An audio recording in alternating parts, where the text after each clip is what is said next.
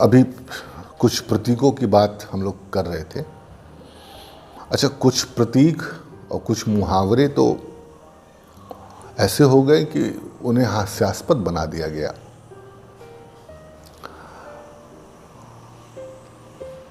9-2-11 का ही मामला है, जैसे गोरख धंधे का मामला है। अब गोरख धंधा तो वो आजकल तो उस पर कव्वाली भी बन गई है कि ये सब गोरख धंधे हैं, ये सब गोरख धंधे हैं। गोरख धंधा दरअसल एक ऐसा नाथपंथियों का एक ऐसा ध्यान का मामला था। वो डोरी को बहुत ही उलझा करके दे देते थे, और जो नाथपंथ में दीक्षित होने का इच्छुक रखता था वह उन डोरियों को अगर सुलझा लेता था तो उसकी एकाग्रता देखी जाती थी कि उसकी एकाग्रता एकदम ठीक ठाक है, वह ध्यान करने के योग्य है। तो वह था गोरख धंधा। गोरख धंधा तुमने सुलझा लिया तो ध्यान के लायक हो, तुम इतना कर सकते हो कि तुम ध्यान करो। ऐसे ही 9-2-11 का मामला है। अच्छा, 9-2-11 का मसला ये है कि लोग समझते हैं कि 9-2-11 टांग पाँव, कहते हैं हम 9-2-11 हो ले, यहाँ से निकल लिए। निकल लेने का जो पारंपरिक जो सांकेतिक अर्थ है वो कुछ मुक्ति से संबंधित है। कहा जाता है कि जो आत्मा है वह हम लोग 9 द्वार ही समझते हैं। पुरुषों में 9 द्वार होते हैं और स्त्रियों में 2 द्वार अतिरिक्त कहे गए हैं कि जब हमारी आत्मा या हमारा जब प्राण निकलता है हमारे शरीर से, तो कहा जाता है कि उन 9 द्वार से कहीं से भी वह निकल लेता है। मुंह से, कान के छिद्र से, गुदा द्वार से। स्त्रियों के तो जो स्तन है, और स्तन को भी 2 द्वार स्वीकार किया गया है। तो दरअसल 9-2-11 का मसला ये है। और आपको जानकर बड़ी हैरानी होगी कि ईसा मसीह के 12 शिष्य थे। ये 12 का जो आंकड़ा है वह प्रकृति को समझ में नहीं आया।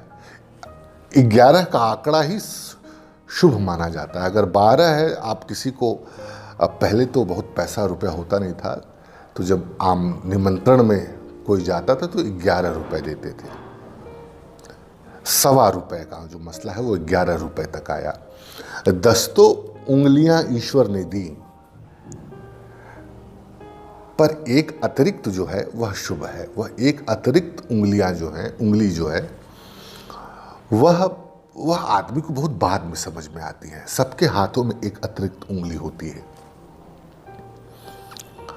इसीलिए कुछ लोगों को तो देखे होंगे आप कि कुछ लोगों को 5 उंगलियों के साथ एक उंगली कहीं ना कहीं और सटी मिल जाती है।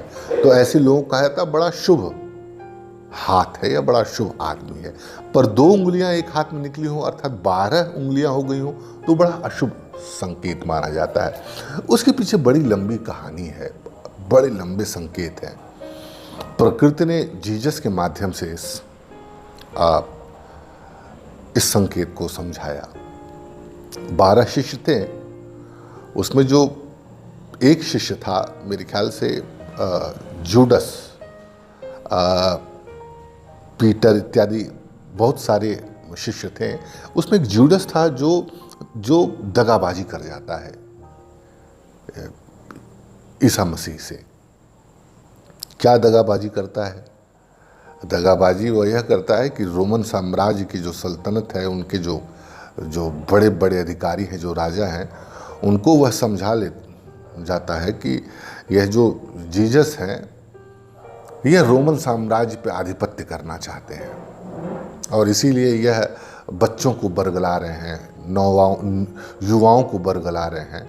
इनकी इच्छा कोई आध्यात्मिक मसला नहीं है, इनकी इच्छा जो है वो रोमन साम्राज्य पे कब्जा स्थापित करने की है।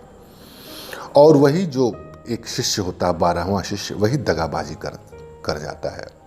जीसस ने तो कहा था कि मेरे 12 शिष्य 12 दिशाओं में जाएंगे, और ये जो मेरा धर्म है, जिसकी चर्चा मैं कर रहा हूँ, उसको 12 दिशाओं, पृथ्वी के 12 दिशाओं में वह बता देंगे कि लेकर जाइए और समझाइए कि ईश्वर की क्या इच्छा है। यह प्रकृति ने स्वीकार नहीं किया। उसमें से एक शिष्य दगाबाज हो गया। इन प्रतीकों को समझने की आवश्यकता है दरअसल। और कहते तो ये हैं कि रोमन साम्राज्य के कुछ जो राष्ट्रवादी हैं वो यह समझते हैं कि वो उस जूडस को पूजते भी हैं, आज भी पूजते हैं। वो कहते हैं कि राष्ट्र की सेवा की उसने, राष्ट्र की सेवा के नाम पर जीसस को सलीब पर चढ़ाया गया। सलीब की भी बड़ी कहानियां हैं।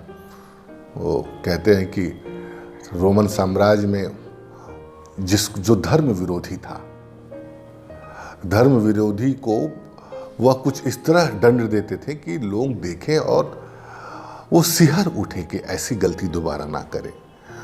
तो जीसस को सलीब पर लटकाया गया, उनके हाथों पर और पूरे शरीर के चारों उस पे कील से ठोक दिया गया और वो तड़प तड़प के मरे। और जो भी वहाँ से गुजरता था उसको ईंट से मारने का विधान था जीसस को, ईसा मसीह को। और जो ना मारा उसको समझा जाता कि वो शरीक है राष्ट्रद्रोह के इस जाल में।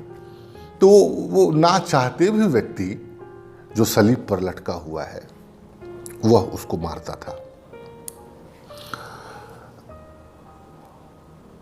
कहते हैं कि जब जीसस को सलीब पर लटकाया गया तो जीसस ने जो वाक्य बोले वह क्रिश्चियनिटी का परम वाक्य हुआ। वहीं से धर्म की शुरुआत होती है क्रिश्चियनिटी की। उन्होंने कहा कि हे ईश्वर, इन्हें माफ करना, ये नहीं जानते कि ये क्या करने जा रहे हैं।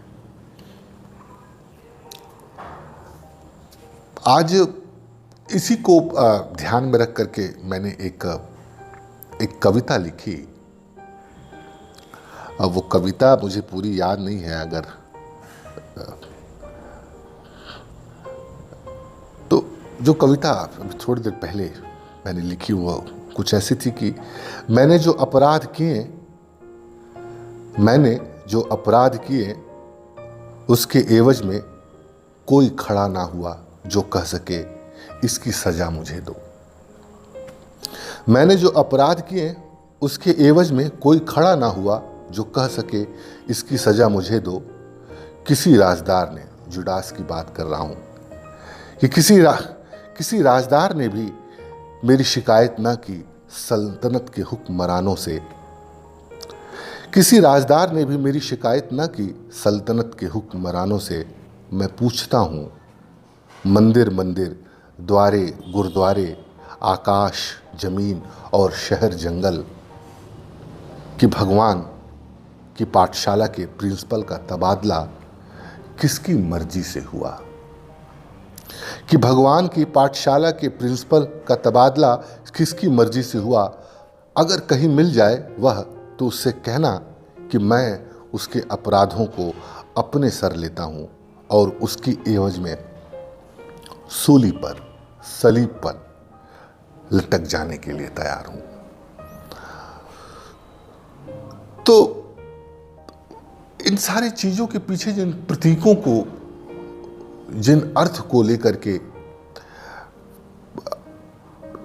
कुछ साधक, कुछ दुनिया के संवेदनशील लोग चले थे, उनको भी मजाक का पात्र बना दिया गया।